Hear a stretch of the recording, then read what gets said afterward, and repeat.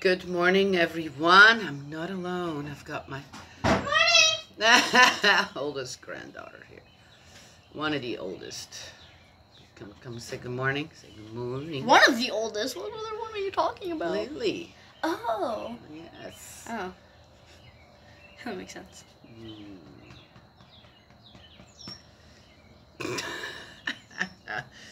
They were trying to figure out how many cousins they had the other day. Dad thought he had like 26. Turns out that they didn't have the same amount of cousins, first cousins.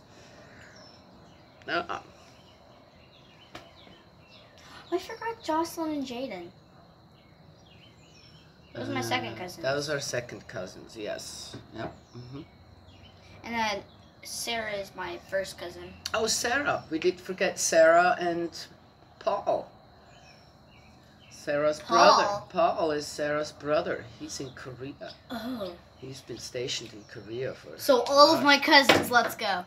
Lily, Austin, Sarah, Paul, Ben, Abby, Brayden, Allie, and Kaylee. It's 9. 9. Yes, we have to tell Ben he's got 2 more cousins as well. Yeah, so Ben has me.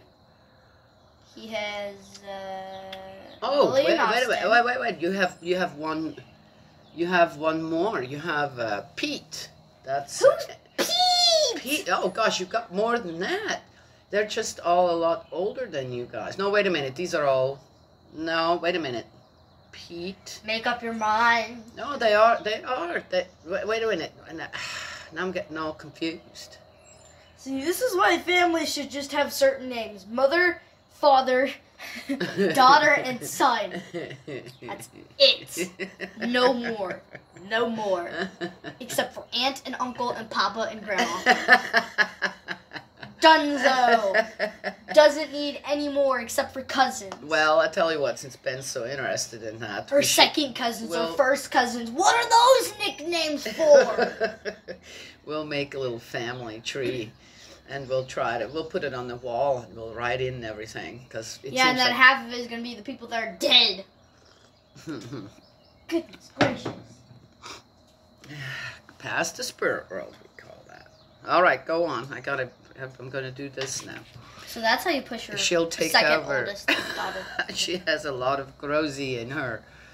Oh, which was so nice. They came jogging down the hill. I couldn't see them. Had to come around the corner, both of them, so early in the morning, her mommy and her. And I was so happy. What was I talking about yesterday?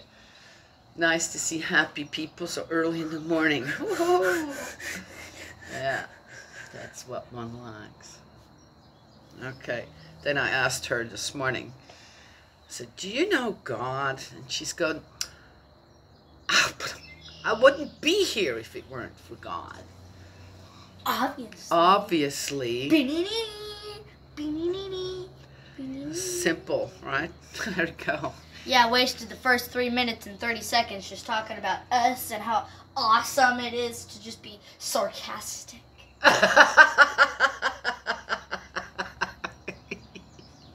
Positively. Yes. Positively sarcastic. Just as constructive criticism isn't wrong either. Grazie. You know, the first thing whenever I walked out here, I saw a big pile of poop. Oh, probably. Right there. Probably the same pile Abby and I looked at yesterday. Too tired to pick up. We're going to do that today. Yes. All right. So...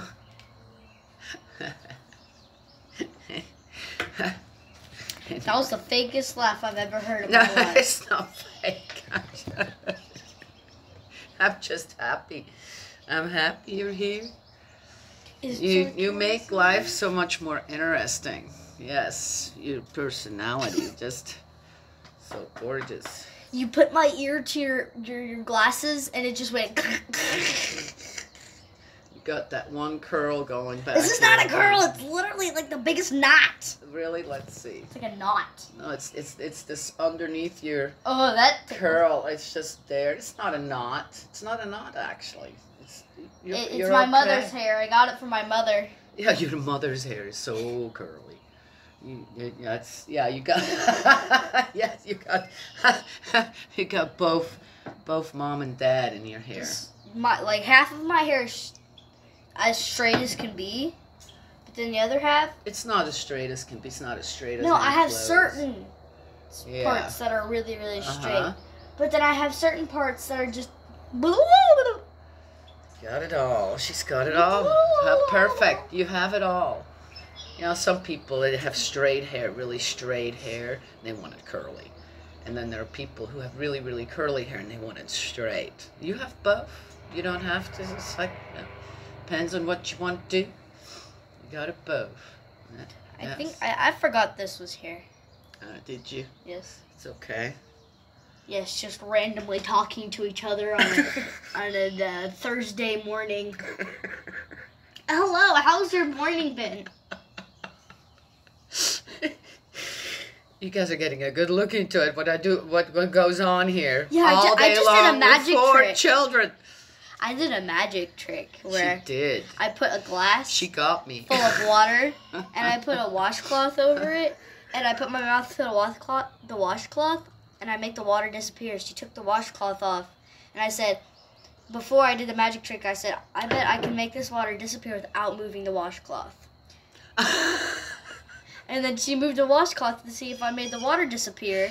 And then I took the glass. She drank it. She made it. I didn't move the washcloth. It was a magic trick. She made it disappear without moving the washcloth. You had help. All right, let me. It's called being smart. You've been trying to read this book for like 4 minutes, and it's not working. 7. Actually, 7. 7 minutes. Oh, this is a good 7. Is a providential number. Yep, just push me away. That's okay. You have little tiles to finish up. Little tiles of my life to finish. Those are important to me. You should be lucky that I'm talking to you right now. Adios, amigos. Bye, honey.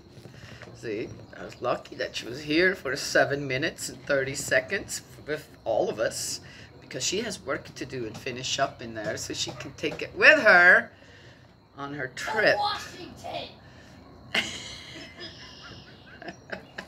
She has presents to finish. All right, so we're in Joshua 24. Well, this is going to end well. Well, that's good. This was kind of a rough chapter in some ways. I mean, a rough book. Joshua. Stop. Go finish now. I can't do this if you keep this up. The great assembly at Shechem. Look, you can pull up a chair and be in the whole video if you want to. It doesn't matter to Grozy. All right, Joshua 24. Joshua gathered all the tribes of Israel together at Shechem. He then summoned all the elders of Israel, its leaders, judges, and officials, and they presented themselves in God's presence. Joshua then said to all the people, Yahweh, the God of Israel, says this, from time immemorial, your ancestors, Terah, father of Abraham and Nahor, Terah, interesting they mentioned that one, lived beyond the river and served other gods. Oh.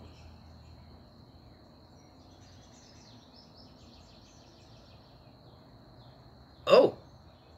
What did we just come across here? I then brought your ancestors Abraham from beyond the river and led him through the length and breadth of Canaan. Terah lived beyond there and served other gods. But aren't they all in the lineage also from Noah? Ooh, what happened there in between? I see. Well, that changes things a little bit. I increased his descendants and I gave him Isaac. To Isaac I gave Jacob and Esau. To Esau I gave possession of the mountainous country of Seir. Jacob and his sons went down into Egypt. I then sent Moses and Aaron and plagued Egypt with the wonders that I worked there. Finally I brought you out. I brought your ancestors out of Egypt and you came to the sea.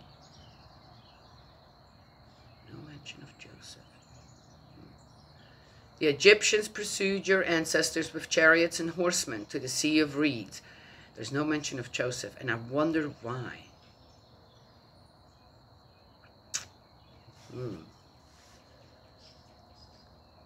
They then called to Yahweh, and he spread a thick fog between you and the Egyptians, and made the sea go back on them and cover them. You saw what did they call? Huh. Oh, what are we getting here now? That sounds different too. Then for a long while you lived in the desert. I then brought you into the country of the Amorites, who used to live on the further side of the Jordan. They made war on you, and I put them at your mercy, after which you took possession of their country, since I destroyed them before you. Next Balak, son of Zippor, king of Moab, rose to make war on Israel, and sent for Balaam, son of Beor, to come and curse you. But I would not listen to Balaam. Instead, he had to bless you, and I saved you from his power. I'll tell you what. This is a very interesting account. Oh, one can talk. Oh, I could talk. Oh. But again, why rehash certain things? We already know. There were some things just going on that were the way they were. And the people just like to take things into their own hands. Right? Forget the counsel that's so freely available to them. Right? Well, you then crossed the Jordan and came to Jericho, but the inhabitants of Jericho made war on you. Amorites, Perizzites, Canaanites, Hittites, Girgashites, Hivites, and Jebusites, and I put them all at your mercy. I sent hornets ahead of you, which drove out the 2 Amorite kings before you. Oh, hornets! Well, that did not mention that before. A plague, see? I didn't kill him. He drove them out. This was not the work of your sword or of your bow. And now I have given you a country for which you have not toiled, towns you have not built, although you live in them, vineyards and olive groves you have not planted, although you eat their fruit.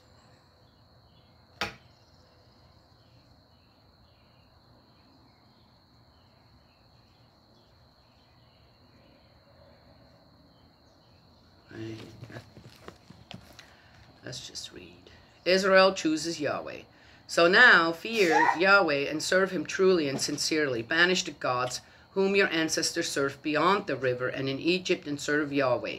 They were still struggling with that, and that is why. That is why things didn't all go according to on the instructions that God gave them.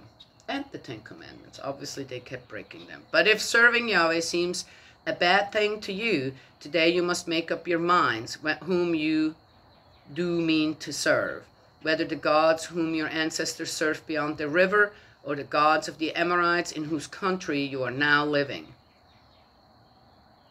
As regards my family and me, we shall serve Yahweh.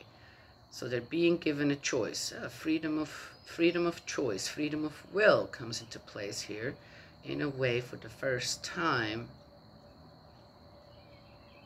Us given by God. The people replied, far be it from us to desert Yahweh and to serve other gods. Yahweh our God was the one who brought us and our ancestors here from Egypt, from the place of slave labor, who worked those great wonders before our eyes, and who kept us safe all along the way we traveled and among all the peoples through whom we passed.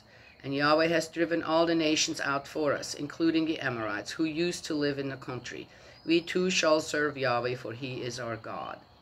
Joshua then said to the people, you will not be able to serve Yahweh, since he is a holy God. He is a jealous God, who will not tolerate either your misdeeds or your sins. If you desert Yahweh and serve the foreigners, gods, he will turn and maltreat you anew, and, in spite of having been good to you in the past, will destroy you. The people replied to Joshua, no, Yahweh is the one we mean to serve. Joshua then said to the people, you are witnesses to yourselves that you have chosen Yahweh to serve him. They replied, witnesses we are. Then banish the foreign gods which you have with you and give your allegiance to Yahweh, God of Israel. The people replied to Joshua, Yahweh our God is the one whom we shall serve. His voice we shall obey. Sounds like my other little granddaughter is up. Sounds to me in the last days of Joshua's life, he was very, very, very worried about his people. And maybe for good reason.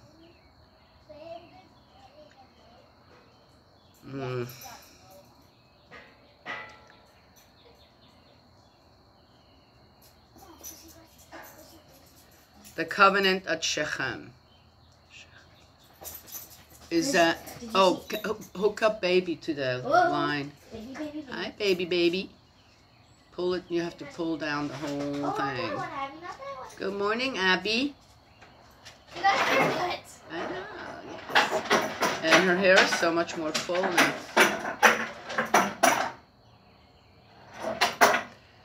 Oh, I'm sorry if I'm interrupting your story. I'm so sorry. I totally didn't mean to make all of this ruckus. The covenant at Shechem. That day Joshua made it. About what? What were you talking about? Were you talking about something? The covenant. Were you talking about something? Okay, that's not nice now, What? Danny. What? Hi, good morning. I was hooking up the dog. Yes. What is not nice about that? You asked me nicely to do that. Nicely. All right, you got the imp coming out now. My imp comes out every 3 days. Every 3 days. Yes. Because I haven't had an imp in 3 days.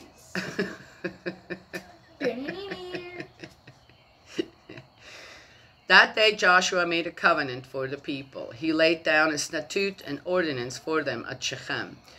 Joshua wrote these words in the book of the law of God. He then took a large stone and set it up there, under the oak tree in Yahweh's sanctuary. Joshua then said to all the people, look, this stone will be a witness to us, since it has heard all the words that Yahweh has spoken to us. It will be a witness against you, in case you should deny your God. Joshua then dismissed the people, every one to his own heritage. So, besides going into certain other things, which we already talked about in all the other little chapters before, there's one thing that one has to give the people of Israel, right? They really stuck with. We have one God, and that is it. And then is it not in a way admirable that when Jesus came along, for them it was no, we're not, we can't. This is something new here, that's not what we promised God to do as a people, right? Yes. The one thing though about that, so that's something admirable in a way, right? Now we're sticking with God and what was given to us. Mm-hmm. Can I set up the painting station and put the bag on Abby so that she can paint? You on the floor or with you up on the floor? On the floor, yeah. Go right ahead. Okay. Yeah. Come on, Abby. She can't paint though in her pretty pajama.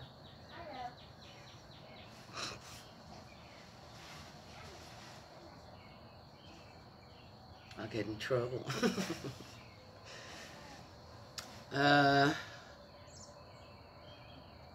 Yeah.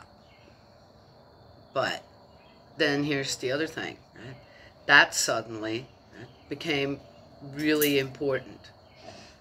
What's the matter? Can I go get my paint? Your shirt is actually in Grosie's room, right under the TV. There is her shirt, that one painted shirt. Your bag? Yeah, but not while you're wearing that and that. You have to. You know those pants you were wearing yesterday, Abby? They already have paint on them. Get those again.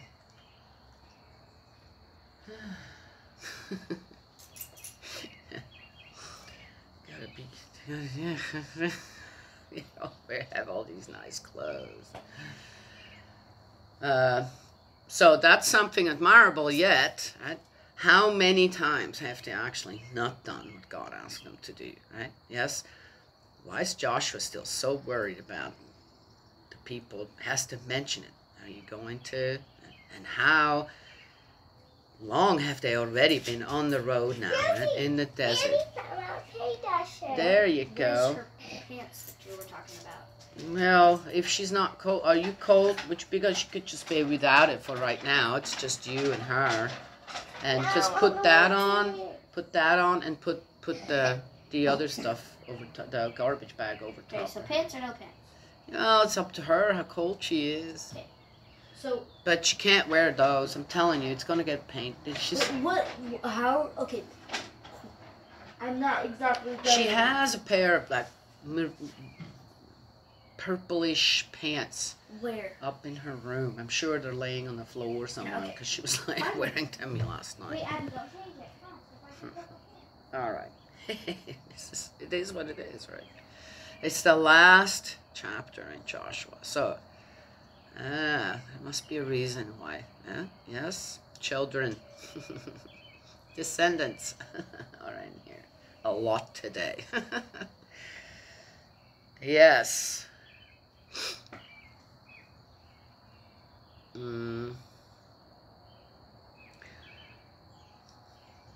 So, if the Israelites would have been stubborn about serving Yahweh in the Old Testament, as they got stubborn to not acknowledge Jesus in many ways, especially who?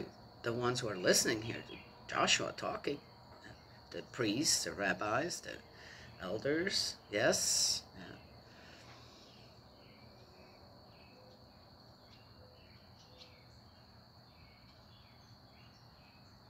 So there's a bit of an imbalance going on yet. Right? So they did have the ones that were guiding the Israelites, right? The Levites, mostly, and the heads of the clans and tribes, right? They did have the capability of being steadfast. Yes. At the time when Jesus came along, they had no problems with that. It seems like. So, because they stuck with the Old Testament of the promises made to Yahweh. Right? Of course, not knowing really who Jesus was. I get that. So, again, it is what it is, right? All right. Okay. D. 2 additions. The death of Joshua. After this, Joshua son of Nun, servant of Yahweh, died. He was 110 years old. He was buried on the estate which he had received as his heritage at Timnath Serah, which lies in the highlands of Ephraim, north of Mount Gash. Israel served Yahweh throughout the lifetime of Joshua and throughout the lifetime of those elders who outlived Joshua and had known all the deeds which Yahweh had done for the sake of Israel. The bones of Joseph and the death of Eleazar. As regards the bones of Joseph, now Joseph is mentioned, which the Israelites had brought from Egypt,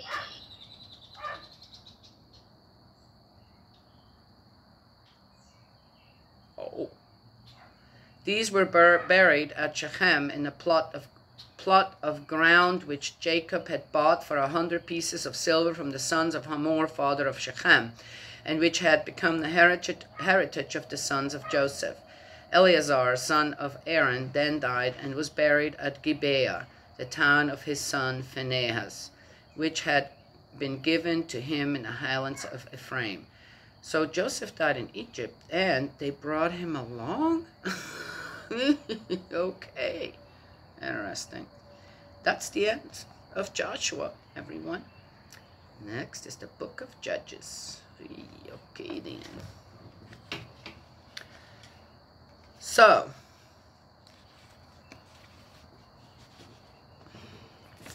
I saw an interesting, and again, to just kind of, whoops, ooh, no. Oh, must be an interesting, important chapter somehow. What else? Did I miss something? All right, I won't.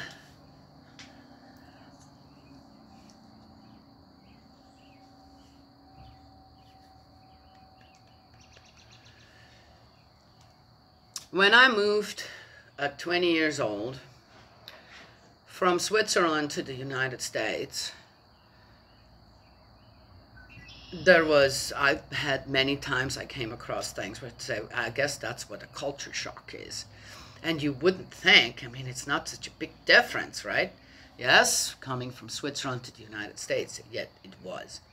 And in many ways, I had to, and I grew up in Switzerland, it was all about God, really, when it came down to it. There was just, in a way, as a child, the way I grew up was like Israelite children in the desert, now following whom,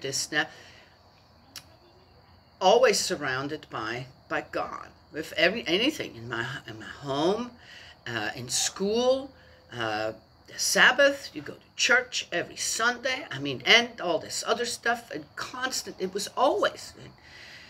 And many things the way I grew up, okay, in Switzerland, very much everything was always centered on God and belief in God. Right? Coming to the United States, it's almost like, whew, there's no center. That's what I felt. And the things that people talked about and were fine with, right, almost 40 years ago, was mind-boggling to me. So you're good with what? And you just sit there and you don't know what to say. The first thing you want to say is, oh, yeah, but according to God's laws, that's not permissible. So I had to, in a way, find God in this country. So with that, I want to tell the story. What do you need, honey? Do you need something? I thought that you were reading out of this. Say what? I thought you were reading out of this. I'm done with, when we're done with a book today, even. You just talk? I feel bad for the people that have to listen to this because they're just so interesting words. Very interesting. Well, if it's so interesting, why do you feel bad for the people listening to me? They don't have to. It's my own channel on YouTube. Then why do you post it? Because you're just talking and it's just like, yes, my tone of voice is very interesting. That means that you can listen to me. Because everybody else that is talking to me, I don't like listening to them. But whenever you talk, it's just like the tone of your voice is just like, I know what I'm talking about. Oh, well, thank you. It's a kind of voice where you can't stop listening to it because you have some sort of story. Why? I got it. I think I could just go both, right? Kind of the and the compliment.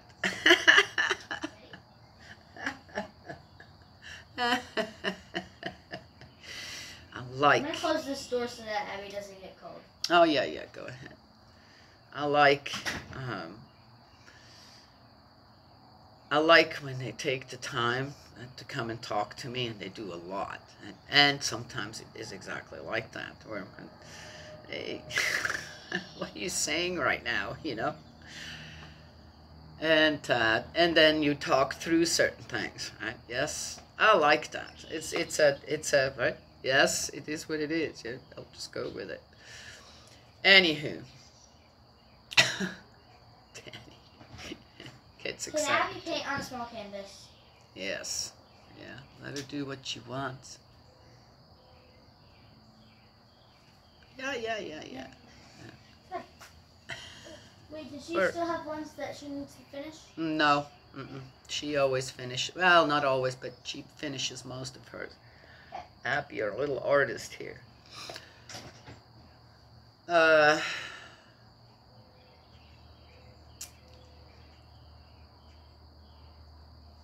And it's interesting on how, okay, so it's interesting on how, even myself, on how I had to find God in this country. Thing is, I found God even better than what I grew up with. Yes. And I've watched an interview with someone that was an actor on The Chosen. Not one of the main actors or anything, but important enough. And on how he found to God through being in this series. Very moving, and on how this experience, right? These experiences that he had, just one after another, almost too much, got him exactly to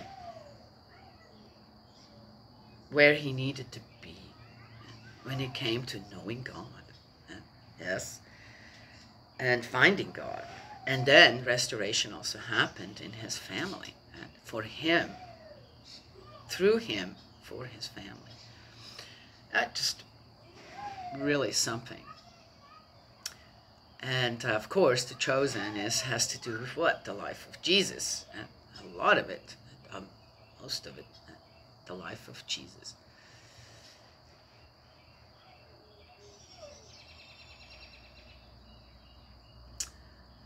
So I think for the Israelites in many ways, right, they came from one place where, okay, and interesting enough too, the Celtics, the ancestors of most Swiss people, are also had gods, had their gods. Right? Then they found two God, and now though, okay, my humble opinion, she was not wrong.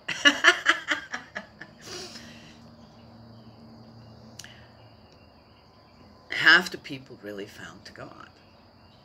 Yes. Yeah. And Jesus isn't wrong. I am the way, the truth, and the life.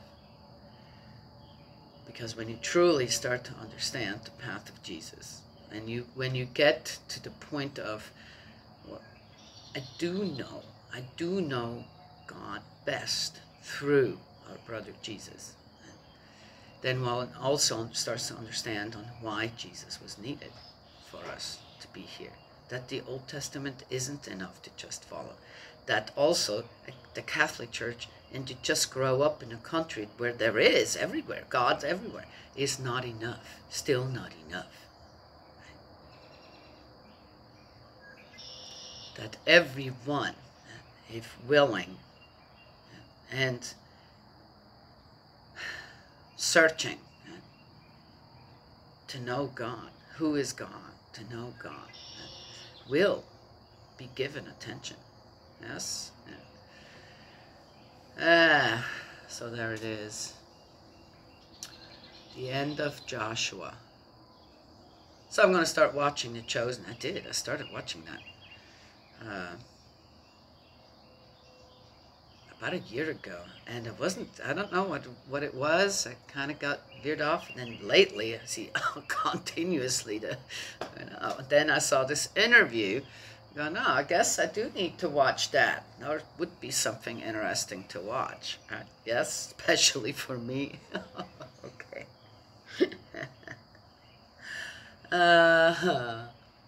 Yes, I found God in a completely different way here. A way that connection to God, relationship with God, even spirit world started to change. Where I wasn't continuously and constantly wondering about, oh my gosh, what is this? Why? Why me? You know, in a way. And what am I supposed to do with this? All this give and take with no direction in a way. Didn't know how to ask for direction either. I don't know how many true spiritualists are out there, or people who really have proper give and take with spirit world. I don't know. I never come across anyone.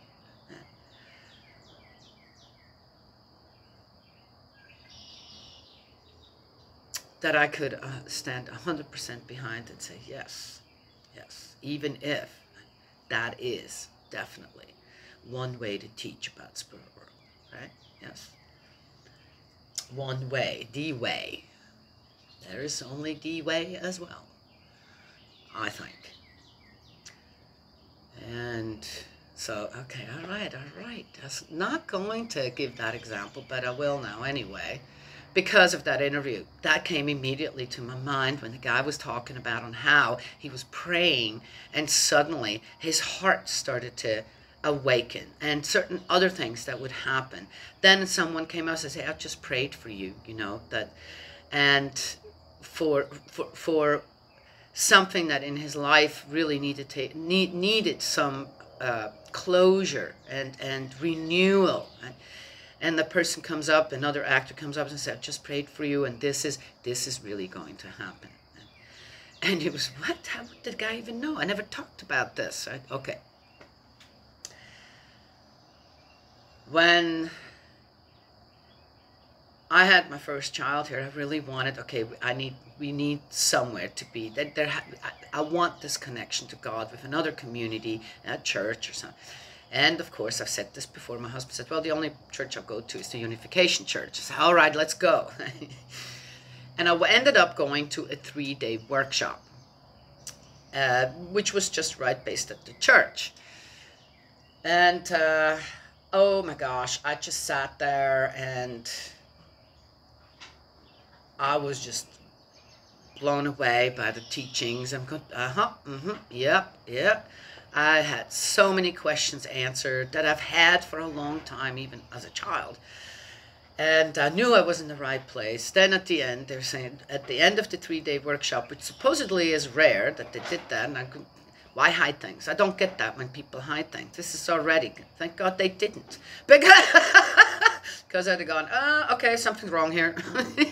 right to begin with. Found out that Reverend Sung Myung Moon and his wife Hak Ja Han Moon were the true parents, the second coming of Christ. Reverend Sung Myung Moon, which is, by the way, not his real name. I don't know why I changed it. Okay, well, who cares? Came in the footsteps of Jesus. No problem. Okay. Yes. All right. Okay. Going with it. And was so excited about it after 3 days that I went to a 7-day workshop that was at Etna Springs, it was called. A beautiful place. We went there so many times after that. And that was in Napa Valley. So we went there. I went there with one child, and I was pregnant again. So I had someone helping me with my oldest one, but still, I wasn't able to attend many of the workshops or the lectures because I had a child there.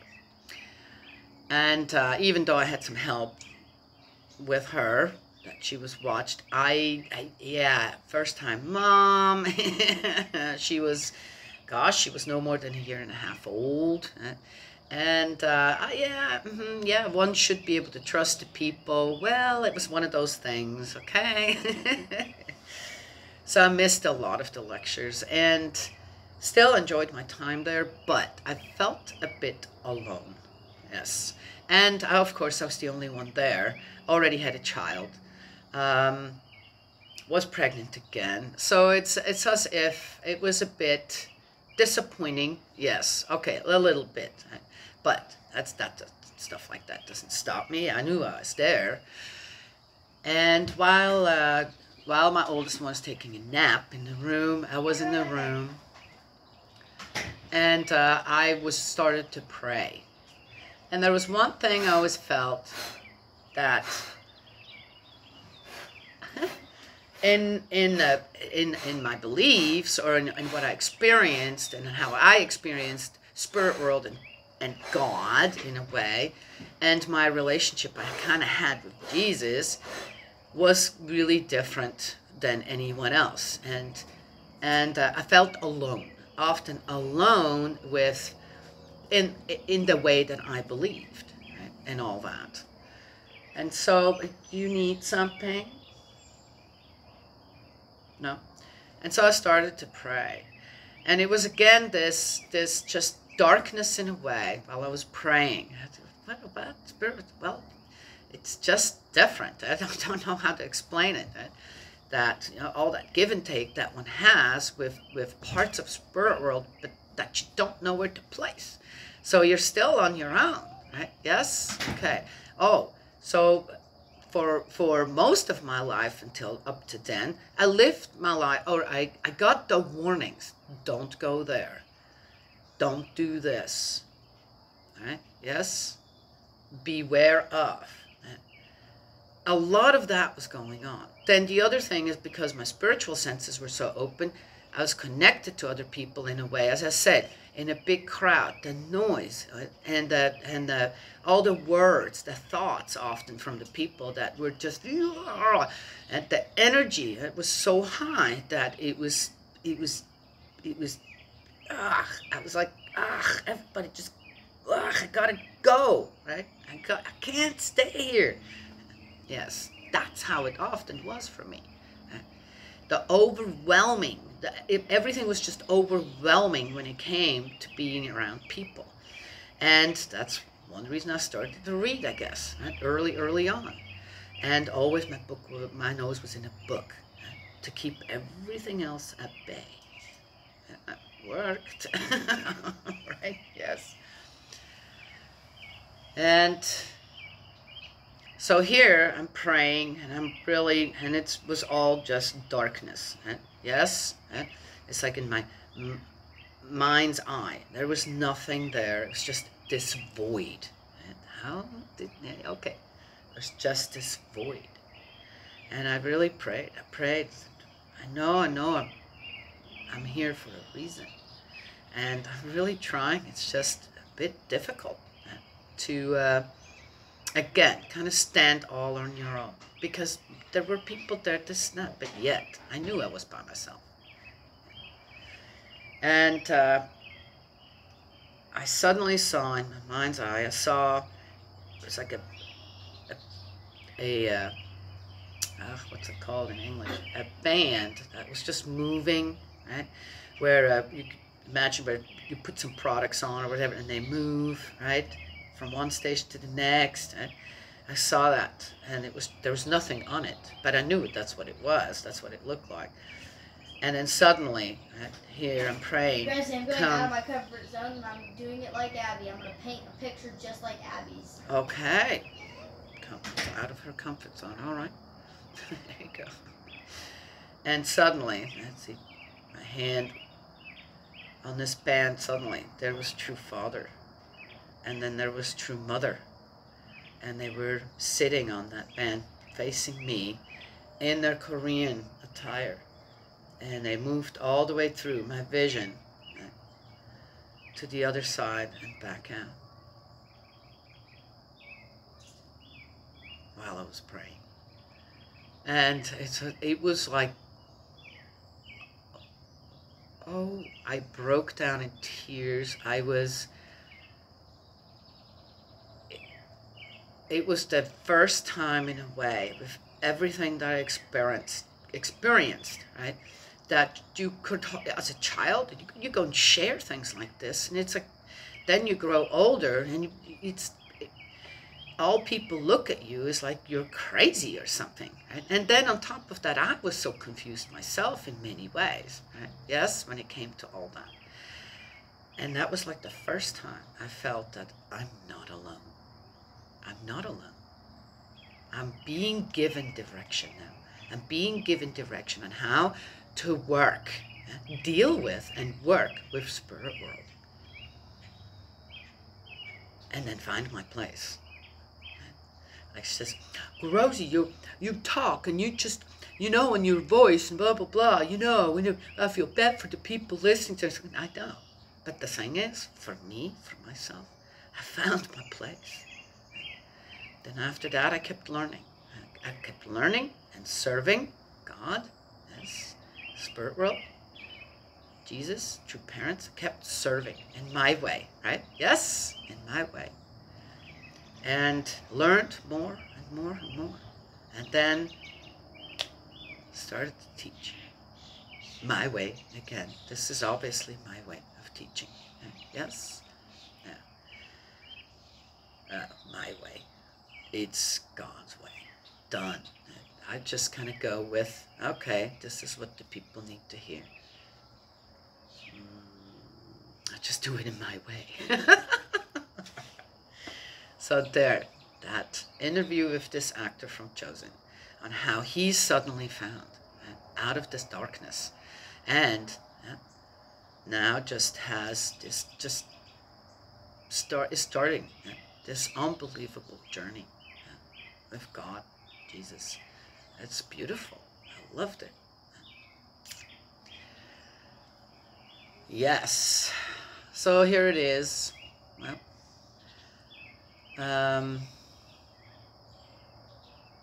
it was also for what he said, also after he had all these experiences, he says, that's it. There's no going back. For me, when I prayed and I saw true parents move through my mind's eye like that, right? I wasn't asleep or anything, okay? I prayed. I really tried to, okay, what's going on here? Why am I here? At that particular place. There was no going back after that. And even though there are some things going on within our community now, the Family Federation for World Peace, where True Mother is only here, some sons have left of theirs and doing their own thing and talk really bad about their mother and I don't know what. It doesn't, to me, it doesn't matter. That moment in time, that one moment in time, you guys know that song? Was my absolute 100% solid foundation to know God.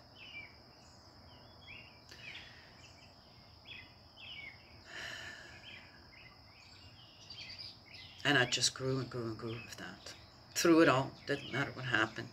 And it doesn't matter what happens now. My belief will never go back to something else or different or wishy-washy stuff or, oh, I'm not happy here, so I'll go there. It's not going to happen.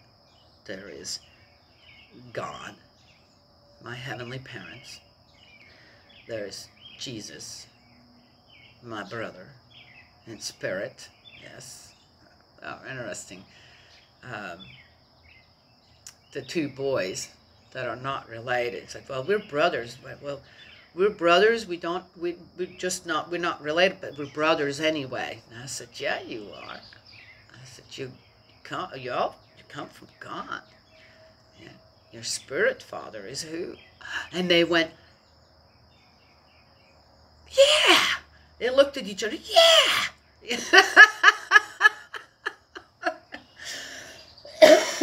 So we are brothers. I said, yes, you are. You're spiritual brothers.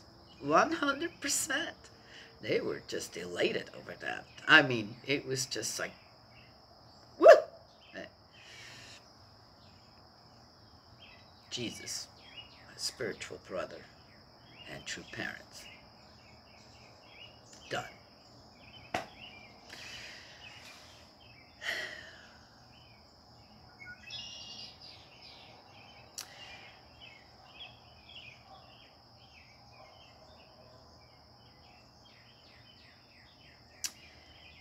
To me, that doesn't mean that other people now can't have, in a sense, a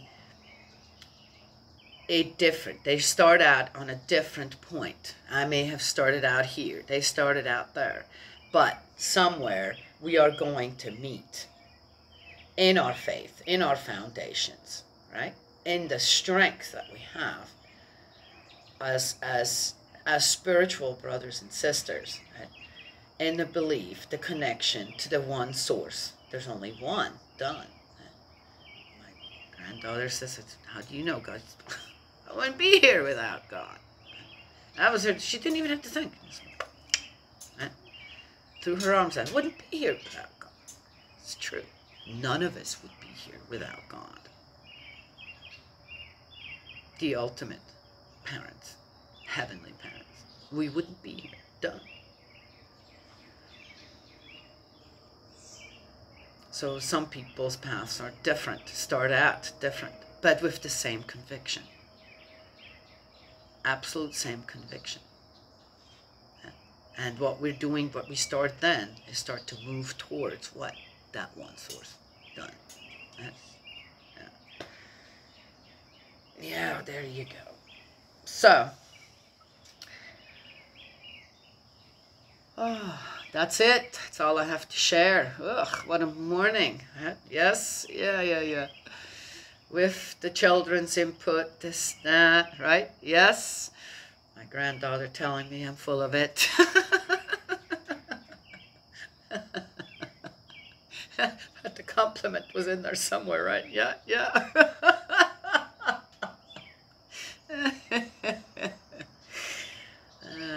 I like, maybe even if, in a way that she expressed it, you know, it's like, well, okay, that's not quite right, quite true. I like their type of honesty, where then I'm going, oh, okay, let's talk about this. Just saying other things.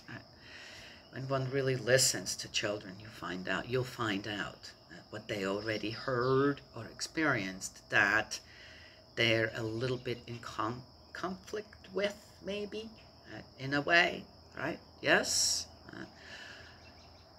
Or finding the balance, yes. Anyway. Misunderstandings lead to a lot of unhappiness. Yeah, I could talk more about. Oh, we're going to get into the Book of Judges, right? Let's see. Save some for that. My granddaughter. Yes, Grozy, you talked enough. Come in here and help us paint. All right. God's love and blessings always. May He protect you, and I will talk to y'all another time. New book coming up.